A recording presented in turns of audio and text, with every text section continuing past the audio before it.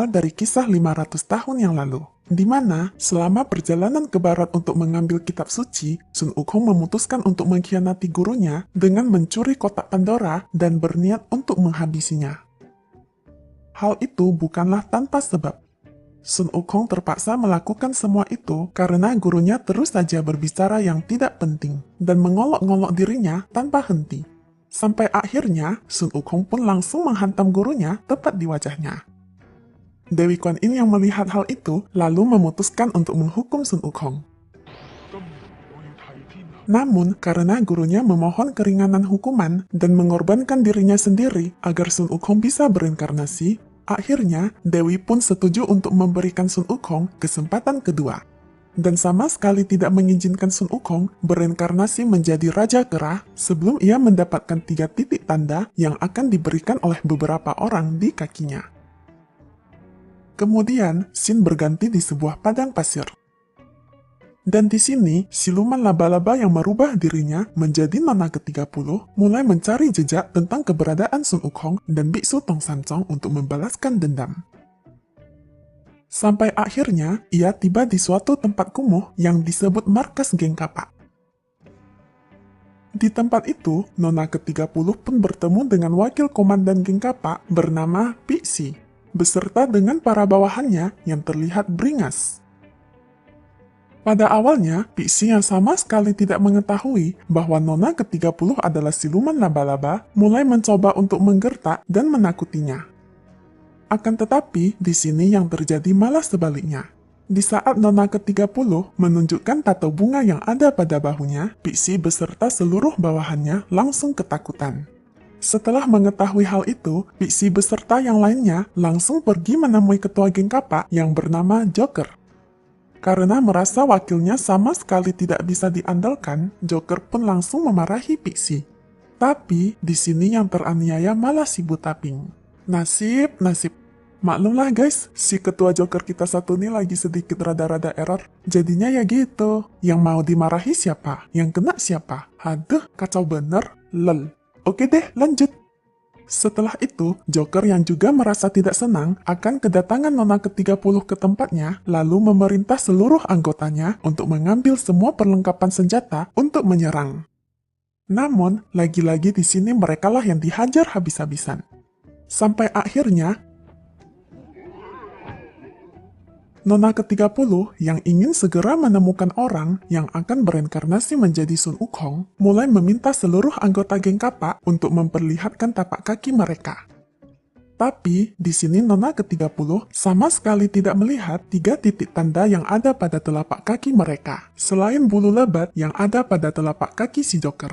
Karena merasa sedikit dipermainkan oleh Joker, nona ke-30 yang tanpa berpikir panjang langsung mencabut bulu yang ada di kaki Joker.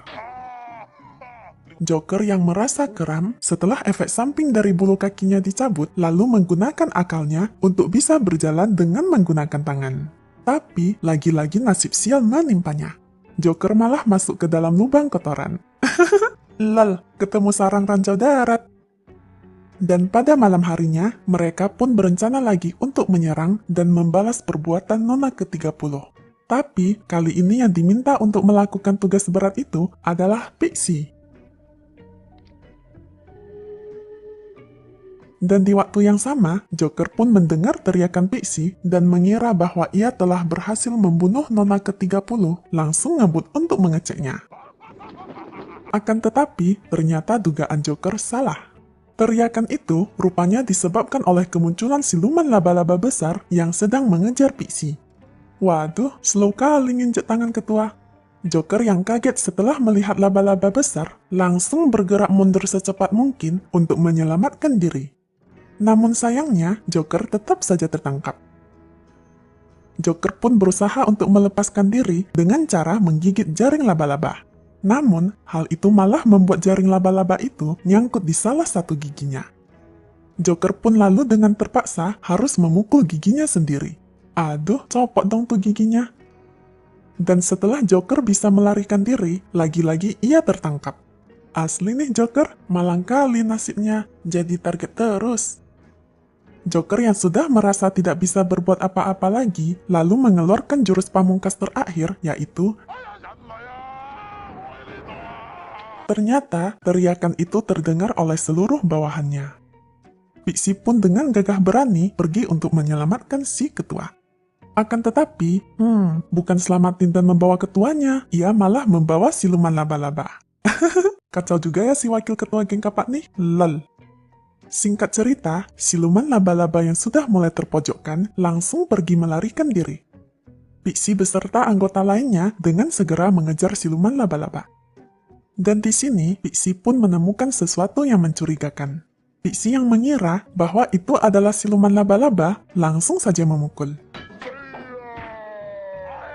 Pasti sakit. Untung tuh kepala kapak nyangkut di batang pohon. Kalau enggak, selesai sudah.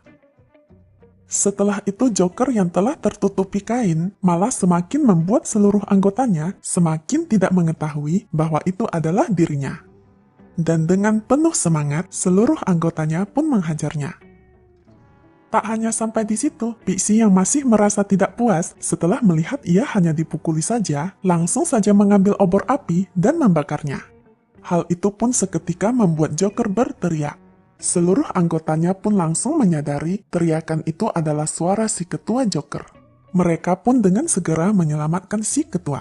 Akan tetapi, kebakaran itu sudah sampai di tempat yang sangat rahasia. Pixie pun langsung berinisiatif menggunakan teknik legend untuk memadamkan api yang ada pada pusaka Joker. Sampai akhirnya, api tersebut pun padam. Pasti puas banget si wakil ketua satu nih. Oke deh, lanjut. Singkat cerita, Nona ke-30 yang berhasil melarikan diri lalu ditemui oleh adik seperguruannya yang bernama Pak Cincing. Dan tanpa disengaja, Pixie yang diperintah untuk mengawasi Nona ke-30 mendengar rencana mereka berdua untuk menemukan Sun Wukong dan memakan daging biksu Tong Samcong untuk mendapatkan umur panjang. Pixie pun langsung menemui ketua untuk memberitahunya. Namun, ternyata kedua siluman itu sudah berada di sana. Pixie yang panik langsung berpura-pura mengatakan bahwa dirinya berhalusinasi. Akan tetapi, di sini Joker yang sama sekali tak begitu merespon apa yang dikatakan Pixie, lalu meminta Pixie untuk mengantar mereka berdua kembali ke kamar. Dan di dalam perjalanan, kedua siluman itu pun mulai menakut-nakuti Pixie. Hingga ia pingsan. Nona ke-30 yang merasa bahwa Pixie bisa berguna untuk dirinya, lalu mempengaruhi Pixie agar menjadi mata-mata untuk dirinya. Sementara itu, Joker yang menaruh hati pada Cincing mulai merubah penampilan. Akan tetapi, hal itu malah membuat Cincing mengira dirinya adalah Sun Wukong yang sedang berwujud manusia. Dan di saat itu, Cincing langsung menggunakan bola api untuk memastikan bahwa Joker adalah Sun Wukong. Namun, ternyata hal itu sama sekali tidak merubah apapun. Cincing yang kecewa langsung pergi meninggalkannya. Lalu di scene lain, terlihat seseorang muncul dari atas bukit, bernama Kakek Buddha. Kakek Buddha pun menyamar sebagai seikat anggur agar bisa berbicara dengan Joker. Di sini Kakek Buddha pun mencoba untuk ngasih tahu Joker sambil memberikannya sebuah cermin ajaib untuk melihat wujud asli dari Nona ke-30 dan Cincing. Namun, Joker yang tidak percaya tanpa segan-segan langsung menghantam si kakek. Kasian tol si kakek, lel. Kemudian di saat yang sama, Cincing datang. Joker yang saat itu memegang cermin ajaib mencoba untuk mengarahkannya kepada Cincing. Lalu si kakek Buddha pun menyarankan Joker untuk berpakaian menggunakan kertas mantra agar bisa dengan mudah menangkap kedua siluman tersebut. Dan di sisi lain, ternyata pembicaraan itu tanpa sengaja didengar oleh Pixie.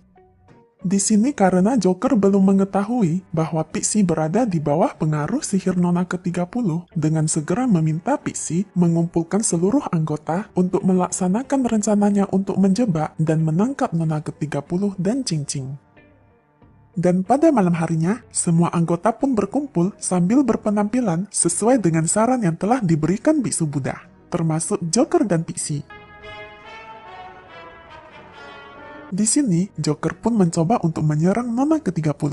Akan tetapi, karena Nona ke-30 sudah mengetahui rencana mereka dengan sengaja membakar kertas mantra yang ada pada diri Joker. karena Joker tidak ingin dirinya ketahuan dengan pasrah merelakan dirinya.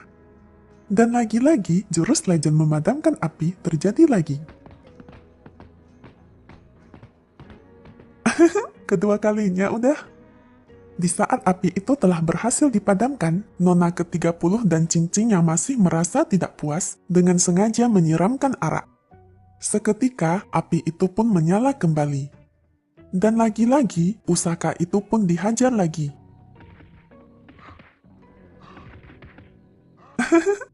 Kasian bener si Stephen Chow. Dah jadi peyek tuh pasti. Lol. Oke deh, lanjut. Joker yang sudah tidak tahan, dirinya terus saja menjadi sasaran, mencoba untuk menyerang kedua siluman itu secara terang-terangan. Akan tetapi, di saat ia akan menggunakan kantong mantra yang bisa mengurung kedua siluman itu, Pixie langsung mengambil kantong tersebut dan membawanya kepada siluman itu. Awalnya, kedua siluman itu merasa telah berhasil menggagalkan rencana Joker. Akan tetapi, ternyata Pixie yang sekarang berada di belakang mereka bukanlah Pixie, melainkan kakek Buddha. Kakek Buddha pun langsung menggunakan kantong tersebut untuk mengurung kedua siluman itu. Dan di sini, ternyata Joker sudah curiga dengan sikap Pixie, karena Pixie yang ia kenal bukanlah orang yang mudah untuk diminta mengerjakan sesuatu walaupun ia memohon kepadanya. Kemudian Joker pun meminta anggota lainnya untuk membawa Pixie ke hadapannya untuk dihukum. Namun sayangnya, di saat bersamaan, kantong yang telah mengurung kedua siluman itu terlepas karena seekor anjing. Kakek Buddha yang takut diserang lalu berpura-pura menyandera Joker dan bekerja sama dengan mengatakan kepada Nona ke-30 dan Cincin bahwa Joker adalah titisan Sun Wukong. Cincin yang tidak percaya karena sebelumnya Joker bisa menahan bola apinya mulai membakar tangan si Joker. Tapi di sini Joker sama sekali tidak kesakitan karena tangan yang terbakar tersebut adalah tangan si kakek Buddha. Emang si Joker ada aja akalnya. Oke deh, lanjut. Sementara itu, Nona ke-30 yang percaya bahwa Joker adalah titisan Sun Wukong mencoba untuk membunuhnya.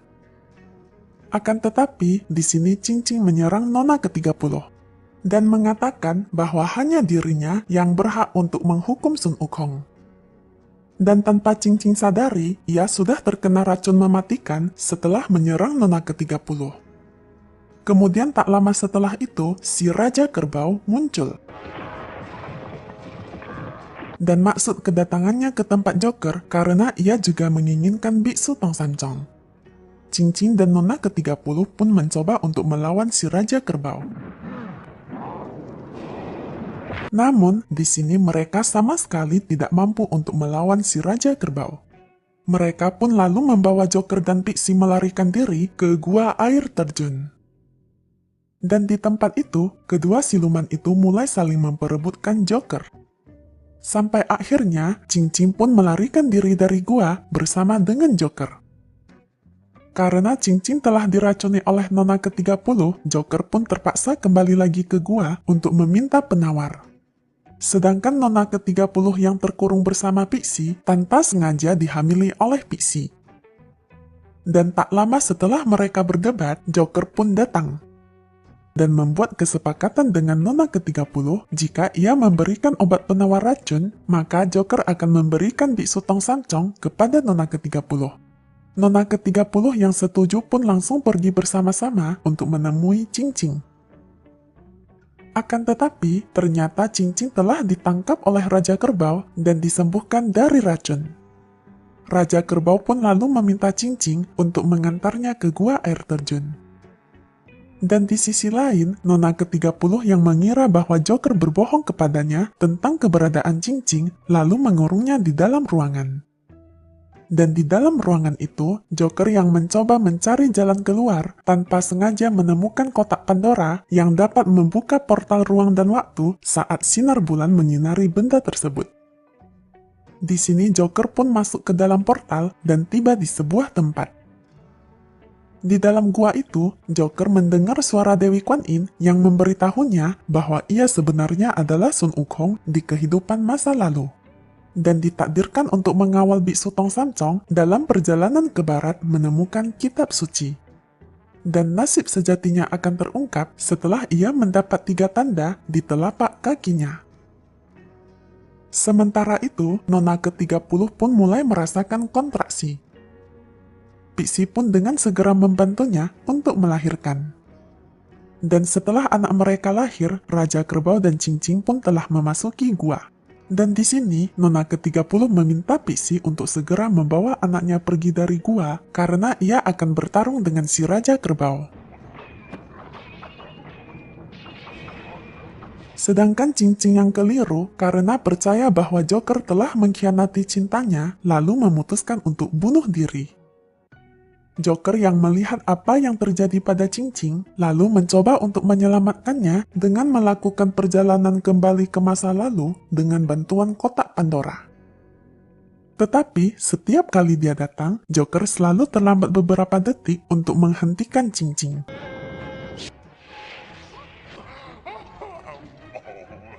Sampai akhirnya, Joker berhasil datang tepat waktu untuk mencegah Cincin bunuh diri dengan cara menendangnya. Tindakan yang sangat heroik. Namun sayangnya, mereka harus tetap melawan si Raja Kerbau.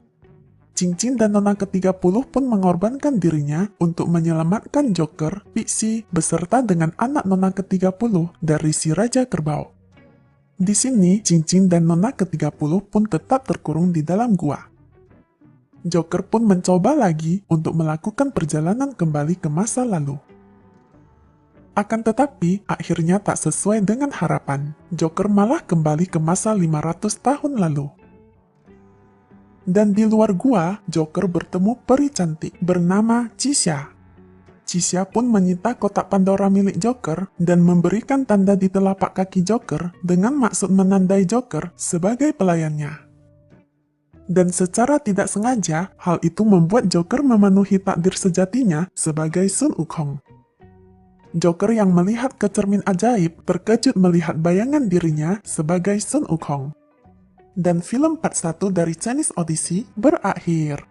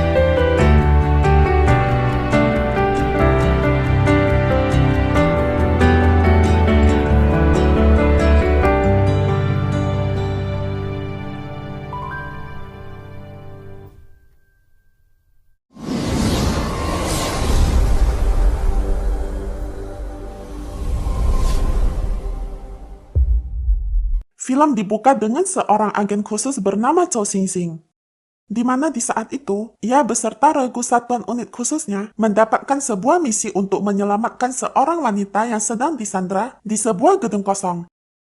Di sini Sing mulai mengarahkan satu persatu anggotanya. Namun karena kepintaran Sing berada di atas rata-rata orang normal, anggotanya pun dibuat sampai kebingungan.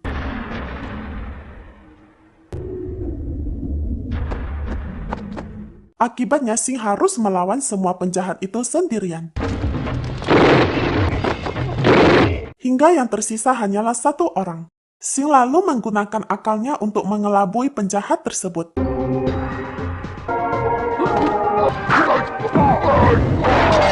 Dan ketika misi itu telah berakhir, ternyata itu semua hanyalah sebuah latihan untuk promosi kenaikan jabatan Sing.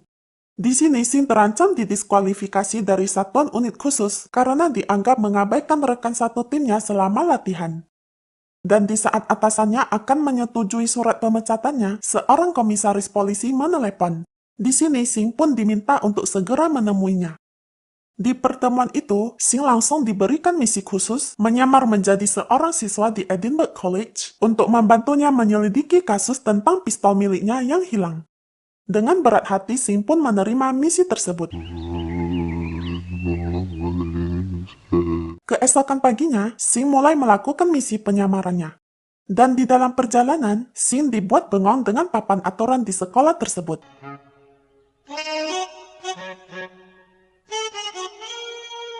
Lol, itu peraturan atau kamus? Banyak bener. Lalu setibanya di kelas, Sing duduk bersebelahan dengan siswa bernama Turtle Wong. Dan di saat guru sedang menerangkan pelajaran, Sing malah mencurahkan isi hatinya.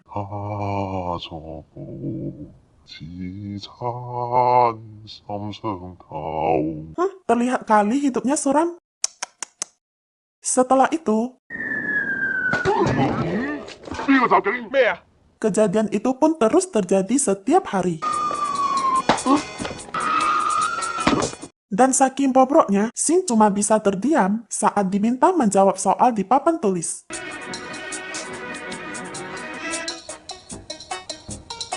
Hingga di suatu hari di pelajaran kimia, semua siswa terlihat ketakutan, tapi tidak dengan Sing. Sing malah dengan polosnya duduk di paling depan.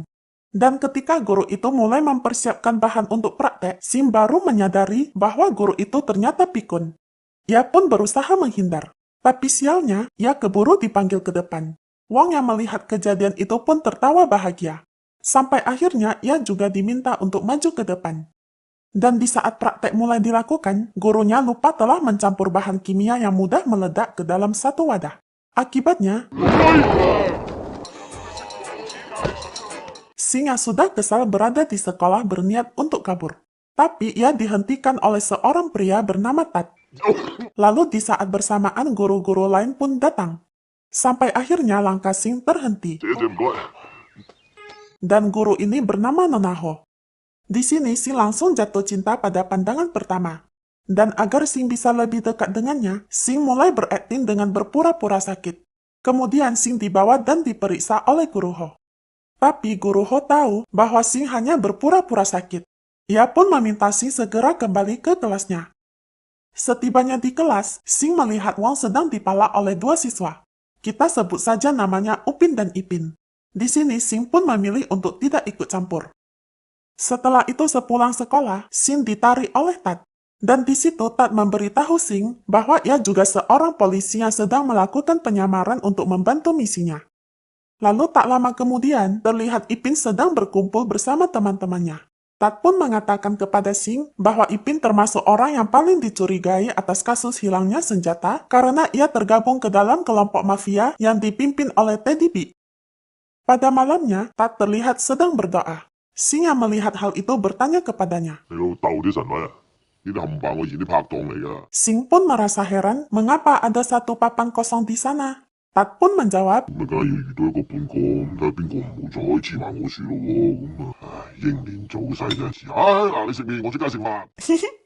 dasar, berarti yang jadi rekannya apes terus dong. Kacau.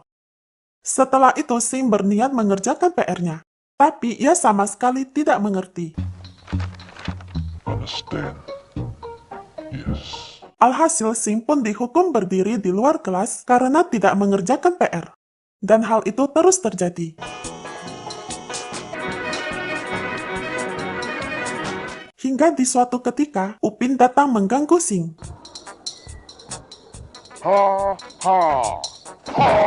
Karena tindakan itu, Sing pun dihukum di tengah lapangan. Keesokan harinya, Sing yang takut terkena hukuman lagi, mencoba membayar siswa lain untuk mengerjakan PR-nya. Namun di saat guru sejarah datang, tiba-tiba saja ada ujian dadakan. Sing yang merasa panik mencoba meminta bantuan kepada Tat. Tapi Tat rupanya juga tidak bisa menjawab soal-soal tersebut. Tat kemudian menghubungi komisaris untuk membantu Sing. 國子兒同轉運，唔係喎，好似係你公。哎呀，你搞錯，你查書，我讀咩書㗎？吔屎啊！ Namun di saat Tat sedang sibuk memberikan jawaban kepada Sing, Tat malah diminta untuk membersihkan toilet. Seketika hal itu membuat Sing lagi-lagi kebingungan. Lalu Sing yang tanpa sengaja melihat Wong sedang menyontek buku, tertarik mencontohnya.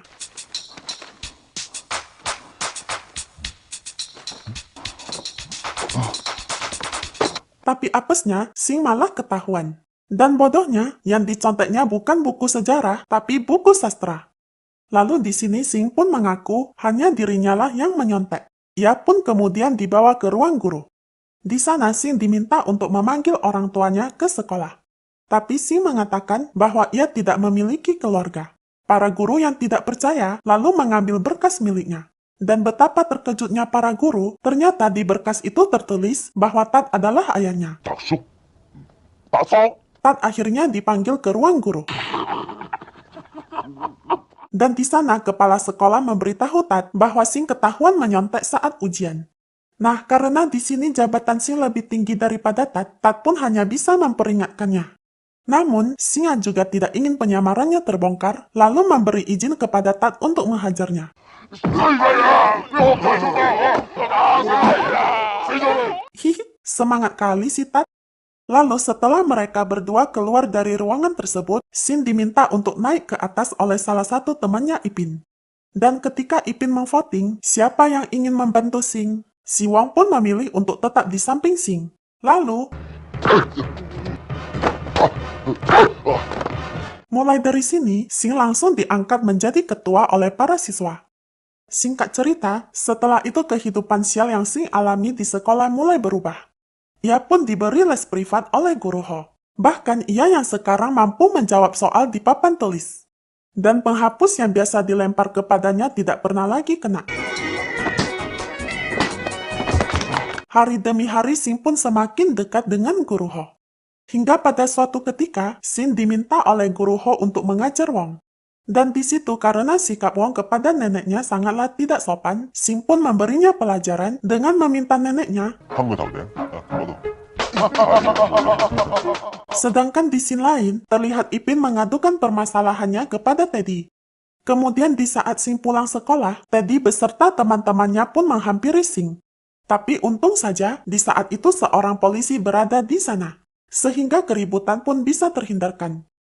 Nah, polisi tersebut ternyata adalah pacar guru Ho yang ingin mengajaknya untuk makan malam. Dan di restoran, pacarnya mengatakan kepada guru Ho bahwa ia tidak menyukai Sing karena di sekolah ia memiliki geng bernama Geng Sing Sing. Namun guru Ho tidak percaya. Dan setelah selesai makan, guru Ho tetap datang ke rumah Sing untuk mengajarinya. Sing yang saat itu berada di dalam rumah ternyata sudah menyiapkan sesuatu untuk menembak guru Ho. Namun ketika guru Ho masuk ke dalam kamar, Tat yang diminta keluar oleh Sing malah memberinya sebuah balon pengaman. Tapi Sing membuangnya. Dan di saat Tat keluar, Tat tiba-tiba saja ditangkap oleh anak buah Teddy. Sementara itu di rumah, guru Ho pun membaca isi surat yang diberikan Sing kepadanya. Sedangkan Sing terlihat kebingungan. Dan ketika Sing mengambilnya, secara kebetulan guru Ho keluar dari kamarnya.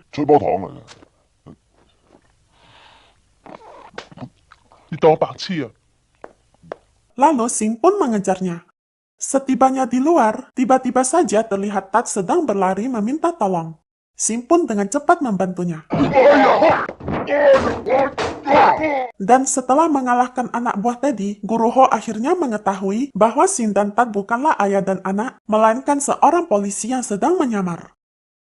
Setelah kejadian itu, guru Ho pun bersikap cuek kepada Sing.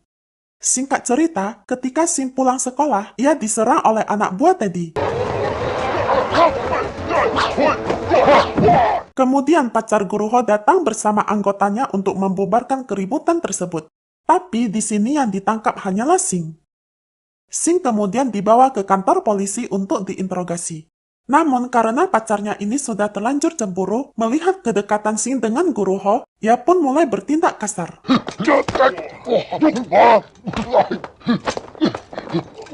Tapi untung saja guru Ho datang. Lalu ketika Guru Ho mencoba memberitahu bahwa Sing adalah polisi, Sing langsung mencicipi witnya. Kemudian Tat dan komisaris datang membebaskan Sing. Dan di kantor, komisaris marah kepada mereka berdua karena sampai saat itu, senjata miliknya juga belum ditemukan. Komisaris pun mengatakan tidak akan memberikan promosi jabatan. Lalu Tat pun meminta ia diberi kesempatan. Tapi yang kena malah... Bikin lebih saya. Kaya. Sangat kau Parah-parah. Setibanya di rumah, Sing terlihat sedang mengobati dirinya. Sedangkan Tat dengan santuinya,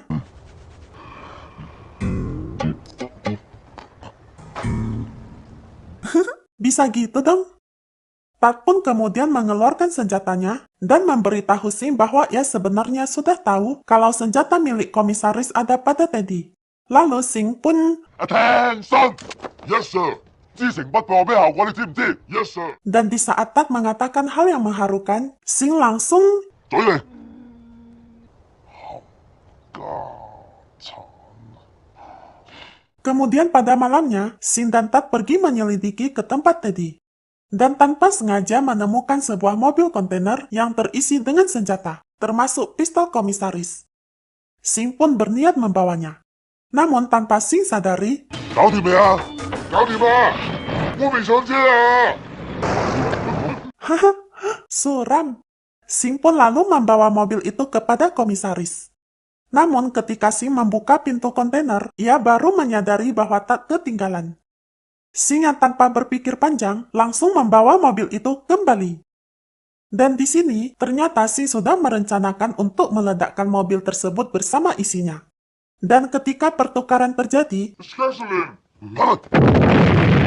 setelah itu Sing yang berpikir bahwa sekolah hari ini libur, pergi melarikan diri ke sana sambil membawa uang Teddy. Namun ternyata dugaan Sing salah. Rupanya, para siswa dan guru sedang berada di sekolah untuk menyiapkan sebuah permainan. Di sini, para siswa pun dijadikan sandera oleh Teddy.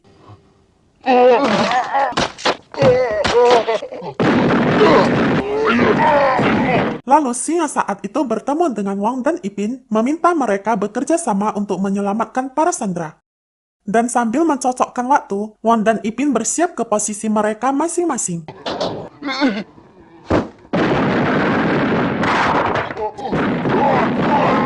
Lalu Teddy pun menyandera Guru Ho dan meminta Sing meletakkan senjatanya sambil meminta uangnya kembali. Kemudian Tat pun muncul, dan ketika Tat ingin membakarnya, rupanya ia tidak membawa pemantik. Alhasil Teddy pun menembak mereka. Tapi tiba-tiba saja, di sini Teddy pun berpura-pura menyerahkan diri dan menyerang komisaris. Sing yang melihat kejadian itu dengan cepat,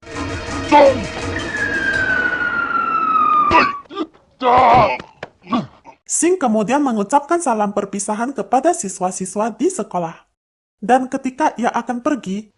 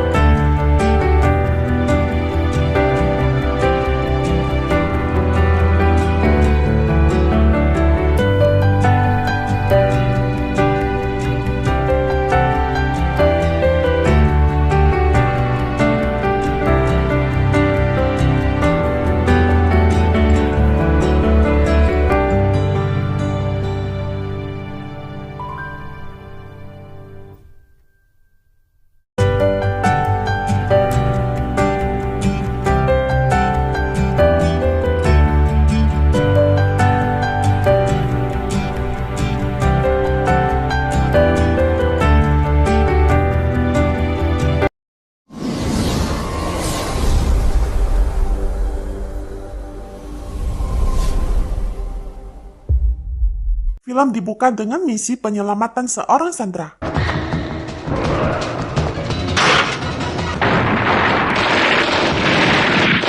Lalu scene berganti kepada Chow Sing Sing, yang sekarang merupakan instruktur pelatih satuan unit khusus kepolisian Hong Kong, dengan santuinya makan mie instan.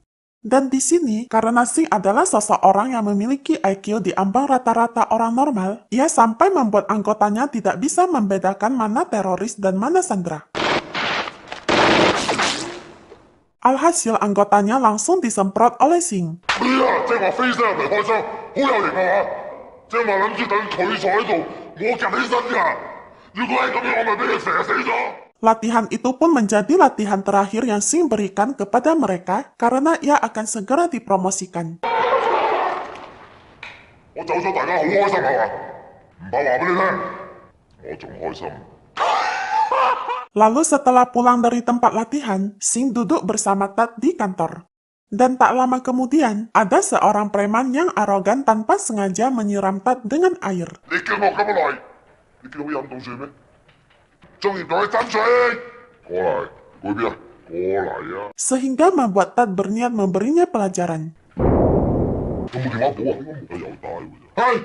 Tapi karena preman itu merasa buku telepon jadul itu bisa membuatnya cedera, Tat pun mengajaknya bergelut.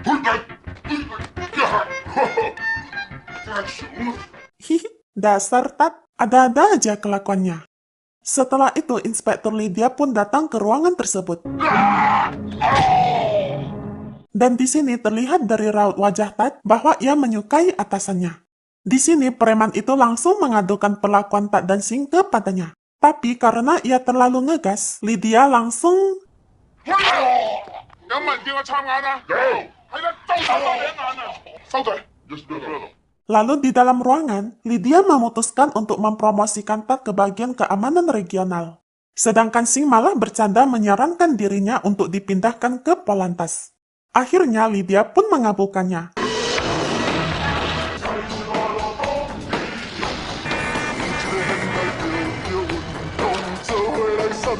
Ini nih yang dinamakan sakit tapi gak berdarah.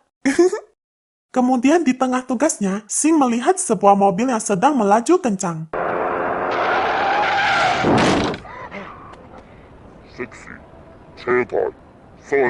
Ternyata itu adalah Wong dan teman-temannya. Pada awalnya Sing tidak ingin menilang mereka karena pernah satu sekolah. Namun di saat Wong mengatakan, akhirnya mereka pun ditilang. Setelah itu, di saat Sing sedang bertugas mengawasi kecepatan kendaraan sambil barbeque, Tat yang kebetulan melewati jalan tersebut berhenti menghampirinya dan mengatakan kepada Sing bahwa ia sedang menangani sebuah kasus besar. Sing pun mencoba menanyakan detail kasus tersebut, tapi Tat malah pergi begitu saja. Sing yang merasa penasaran lalu pergi mengikuti Tat. Dan ternyata, kasus besar yang Tat katakan tadi berada di sebuah gedung kosong, di mana ia ditugaskan untuk menangkap sekelompok teroris yang sedang merencanakan sebuah pengeboman. Tapi rupanya kedatangan Tat disadari oleh para teroris. Setelah itu, mereka pergi dengan menghabisi seorang mata-mata dari pihak kepolisian. Kemudian di kantor polisi, para atasan yang tak ingin disalahkan atas kejadian tersebut langsung saja memilih Sing untuk dijadikan kambing hitam. Sepulangnya dari kantor, Sing didatangi oleh orang tua Nona Ho yang memintanya untuk segera menikah.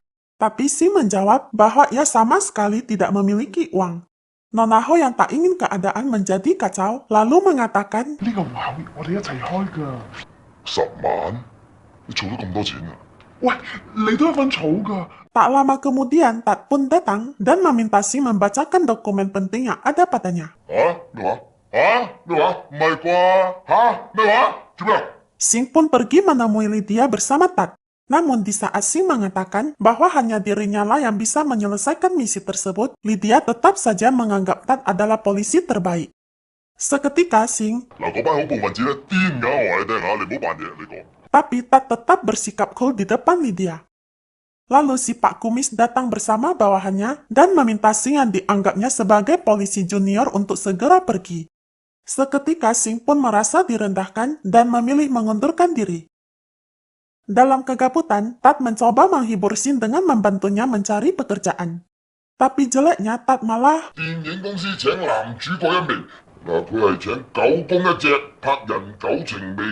Haha, lol juga nih si Tat, kacau-kacau. Di sini Sing pun mengatakan kepada Tat. 要翻返學校做卧底。 Kemudian Sing pergi menemui Wong, Asep, dan Cecep dengan maksud merekrut mereka menjadi rekan untuk melakukan penyamaran. Tapi mereka ingin Sing membayar mereka setiap bulan. Setelah itu, Sing pun mendaftarkan diri di Sekolah Internasional Adam Smith dan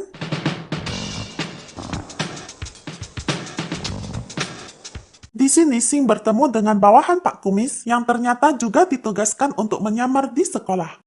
Kemudian Sing beserta yang lainnya pergi menemui guru BP yang ternyata itu adalah Tat. Tat pun mulai memarahi mereka satu persatu. Tapi Tat yang menyadari bahwa bawahan Pak Kumis sedang menguping, Tat pun meminta izin kepada Sing untuk memukulnya. 咁左右咗有冇單調啲啊？有冇第二招啊？有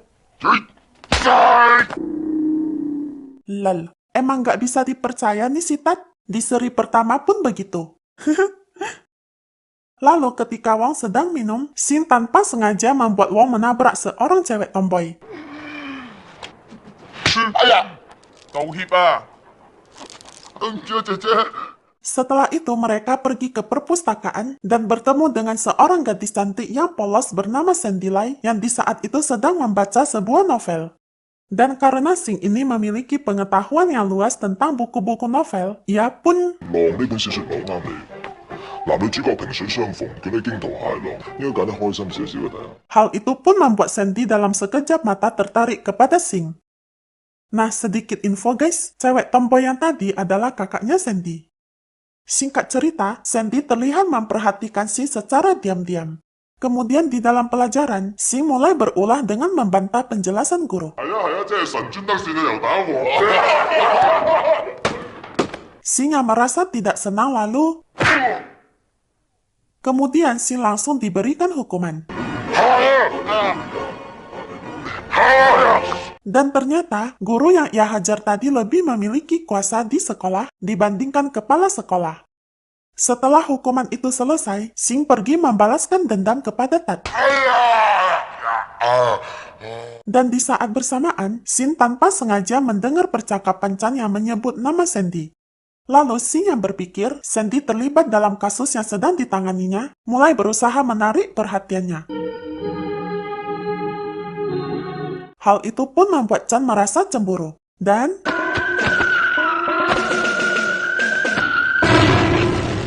kemudian scene berganti di tempat lain. Di sana terlihat para polisi sedang mencoba menerobos markas para teroris. Tapi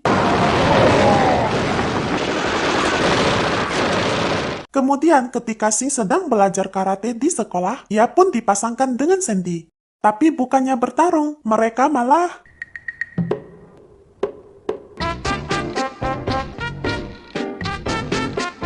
Setelah itu, dan di saat Sing sedang berada di kamar mandi, Chan datang menghampirinya dan mengatakan bahwa Sandy tidak ada hubungannya dengan kasus tersebut. Hingga terjadilah sedikit perdebatan di antara mereka. Sampai-sampai... 做咩打茄輪？打茄輪點解唔預白我？ Wih, bisa gitu dong, dasar. Setelah itu, Sing mulai berencana untuk bisa bicara berdua dengan Sandy. Sing pun meminta Wong untuk menjauhkan kakaknya dari Sandy. Setelah itu, Sing mulai bergerak. Di sini, Sandy yang merasa Sing juga menyukai dirinya, lalu meminta cicipi wit. Kemudian, Sing mencoba bertanya kepada Sandy. 識唔識 Mike Chan？Mike Chan 喎，我諗我家姐會知啩。咁馬上去揾佢。 Ketika mereka menghampiri Wong, ternyata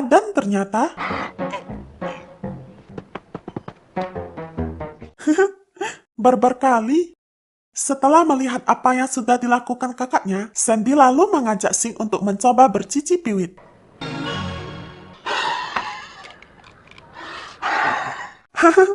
Kacau emang. Kemudian di saat Sandy mengajak Sing untuk makan siang bersama, Sing dibuat keringat dingin karena kedatangan Nona Ho. Dan agar dirinya tidak ketahuan sedang bersama Sandy, Sing pun dengan pintarnya menggunakan topeng Simpson. Tapi Tat malah koplaknya. 佢又識邊個啊？我啊！啊！星仔呢點解成日同 Sandy 喺埋一齊呢？主要就為咗公事嘅咋，連你哋預備結婚得10幾萬都用埋啊，陰公。Oke sip, hancur sudah. Kemudian pada malamnya, Tat yang di saat itu sedang bersama Lydia mulai membicarakan Sing. Di sini mereka yang tak ingin Sing nantinya akan membuat masalah berencana untuk mengeluarkannya dari sekolah. Keesokan harinya, Lydia pun menyamar sebagai ibu Sing dan meminta kepala sekolah untuk mengeluarkannya.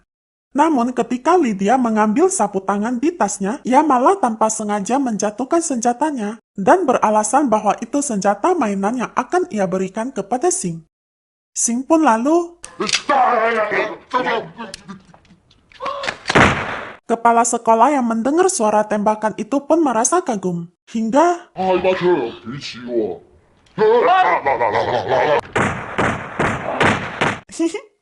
Polos bener ini mah kepseknya. Dan ketika Sing sudah berada di luar dengan muka semasam jeruk, teman sekelasnya menunjukkan sebuah peta yang tanpa sengaja ia temukan di sekolah. Sing pun meminta peta tersebut dan memberikannya kepada Tat. Tak berselang lama setelah peta itu ditemukan, para teroris datang ke sekolah, di mana di saat itu, para murid beserta Sandy masih terlihat berada di sekolah. Dan ketika para murid sedang asik-asiknya menyiapkan pesta Natal, para murid kemudian disandra. Tapi untung saja Wong berhasil menghubungi Sing yang di saat itu sedang tidur di rumah. Kemudian sinyal telepon mereka mulai terdeteksi oleh para teroris dan membuat mereka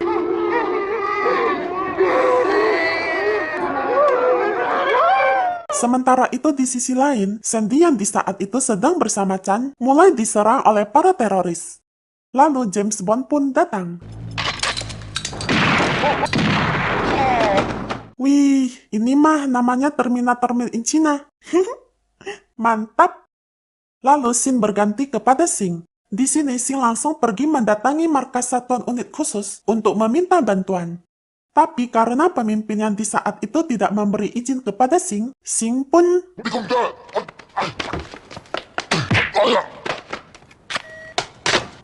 第三中隊 ABC Unit 立即出發。 Kemudian Tat pergi menyelamatkan murid lainnya. Tat pun membawa mereka keluar melalui jalan bawah tanah. Dan ketika para teroris itu datang, Tat dengan cepat meledakkan jalan tersebut dan membuat dirinya sendiri tidak bisa keluar. Setelah itu ketika Tat ingin melempar bom lagi kepada para teroris,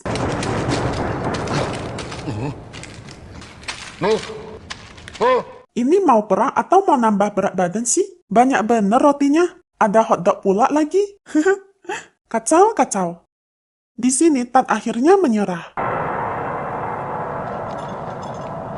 Lalu Sing pun akhirnya tiba di sekolah dan membebaskan para murid yang masih disandra.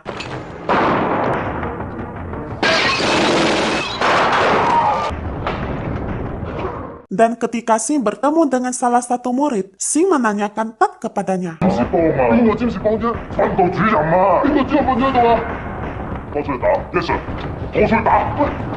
Setelah itu, Sing langsung menuju ke bawah tanah untuk menghabisi para teroris dan menyelamatkan Tat.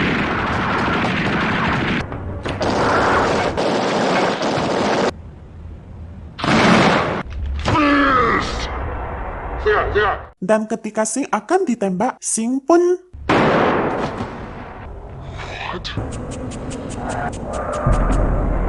Setelah itu... Setelah semuanya selesai, para petugas polisi pun datang. Dan Sing pun diangkat menjadi komisaris oleh Lydia. Lalu ketika Lydia menanyakan tentang keadaan Sing, Sing menjawab,